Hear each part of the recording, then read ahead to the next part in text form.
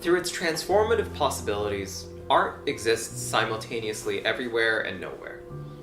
We've seen art's research framed as social gestures and commentary, which are less about enacting communal space and valued instead only for its aesthetic relations. True world building is rare, but therein lies the strength of disability arts, for its disruptive ability to challenge the very foundations of our neoliberal capitalist society. It was this world building and dismantling potential that made Flourishing such a powerful project. In a world where mainstream narratives of disabled life are portrayed as fraught with ideas of compulsory able-bodiedness, Flourishing reconciled these co-opted narratives to spur alterities to complex embodiment. Flourishing faced not only the monumental task of challenging the single narrative of madness, deafness, and disability, but actively used this opportunity to reclaim them. Aslan Thomas, Laura Burke, Monty Oakes, Max Ferguson, Peter Owusu-Ansah, Richard Harlow, and Salima Punjami, they all exemplified the rich and multiplicitous experiences that disability lends itself to. The artists never directly addressed the tensions between disability rights and medical assistance in dying, but each of them created works grounded in their own experiences of disability. Nuanced works created with a lifetime's experience, informed not only by their experiences of the world, but the communalness of disability. Whether driven consciously or subconsciously by disability justice, these artists were resisting ableism by challenging the systems that uphold it. In many ways, their very existence resisted these narratives of disabilities as a site of no future. I came into Tangled Art Disability with a background in the performing arts. My knowledge and contributions on a technical level existed in very specific realms of creation. Drawing on my performance roots, the curation of the series became an interdependent process. Using the expertise of those with intersecting artistic backgrounds and experiences, we were able to create a web of support across the artists in the series. This web worked in some cases through direct collaboration between the artists, and in other cases through workshops and idea sharing between them all, such as the workshop session we facilitated in Wolfville, Nova Scotia on the topic of human flourishing, which was also an opportunity for the artists to discuss the exhibit in the context of medical assistance in dying or MAID. Thanks to this system, the artists were able to expand upon their own practices, and in a few of the collaborations, artists experimented in new forms, such as vibrotactile technology and tactile works, just to name a few. Through these ideas and tactics, the exhibition ended up requiring the following: necessary adaptation, a radical sharing of knowledge, and the implementation of accessible spaces for creation and accessibility tools.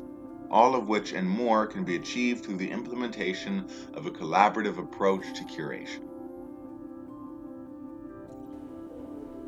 Early in the project, an unexpected personnel shift left us without a senior artist to craft its overall vision.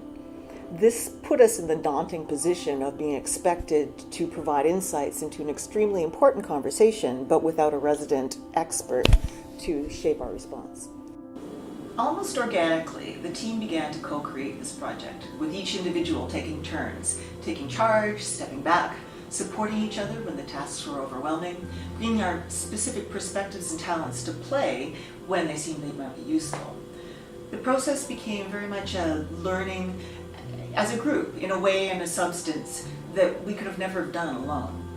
With a decentralized artistic vision, it became crucial for each of us to bring all of ourselves to the conversation while simultaneously being open to receive the offerings of everyone else.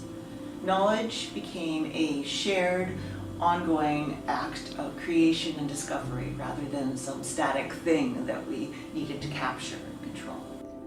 This project reinforced to me the importance of seeking out and embracing difference in order to grow beyond our personal limitations. We can learn some things alone, but in the presence of others, we can learn who we are and what we can be as part of humanity. In fully embracing our unique self, defined by how we're different, it counterintuitively allows us to be fully part of the whole. Cultural transformations take time, and while the transformative aspects of the Flourishing project had yet to reach their apex, the transformative aspects of the project were immediately seen in how the staff at Tangled Art Disability renegotiated our interpersonal relationships. As the first disability-led organization that is in the nonprofit arts sector, the very existence of Tangled is culturally transformative. The Flourishing project gave way for an opportunity for us as a team to renegotiate and redefine how we execute care.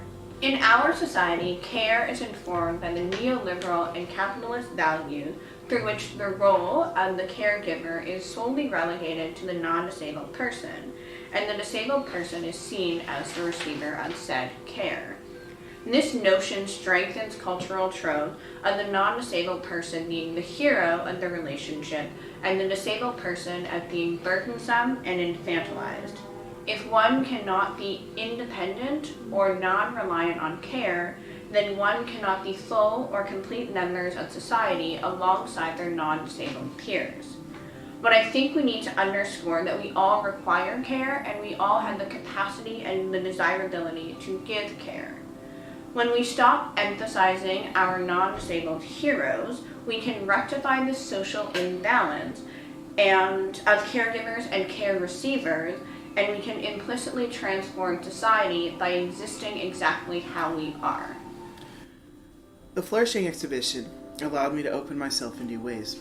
As a transgender mad artist, I've often felt compelled to silence the hidden aspects of myself in other traditional artistic venues, namely my disabled identity, which in the past caused me shame and led to ostracization. However, through the lens of disability arts, my explorations related to gender and identity became valuable tools, allowing me to explore the underpinnings of my creative endeavors as I openly injected previously taboo notions of non-neurotypical relating and being, forces I grapple with concerning my mental illness, into my work. Most importantly, I could articulate them without fear. I could talk about the symbolism in my work in literal ways and engage with my audience directly, rather than subversively. Mainstream art culture silences certain voices, even as it proclaims to celebrate them. We often hear about new modes of approaching feminist art, for instance, but there's still a reluctance to dive beneath those meanings and unpack what is really meant by them. Through my experiences with the Flourishing exhibition, however, I was able to push my meanings further, and the result was a joyous, expansive attitude toward my process, academic research, audience, realizations, and creations. This project began from a conviction and an intuition. The conviction that disabled lives are imperiled as medical assistance in dying is normalized, and as the stories we are told about disabled life dissect and amplify our suffering. The intuition: if narratives of life tainted by disability, by decline and impairment, if these narratives are at the heart of our peril, then perhaps it is time to shine a light upon the possibility for our flourishing. The spaces of policy argument and moral reflection about medical assistance in dying have been well populated by a diversity of voices, including our own. The task for this enterprise would be to enter a third space, a space of story, image, and narrative. Into that space, we would inject new voices and new stories from disability, deaf, and mad experience. Expressive works that cut across the spectrum of life and commingle suffering with flourishing, identity with solidarity, defiance with affirmation. As my colleagues have reflected, the Human Flourishing series offers a full-throated rebuttal to the empty argument that from disability there is no future. Have we shifted the conversation or begun to? Time will tell.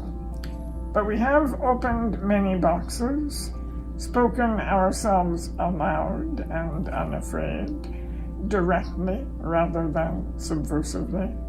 We have plunged deeply beneath the conventions of human value and belonging. And in that place of depth and solidarity, we are emboldened. Emboldened, we flourish.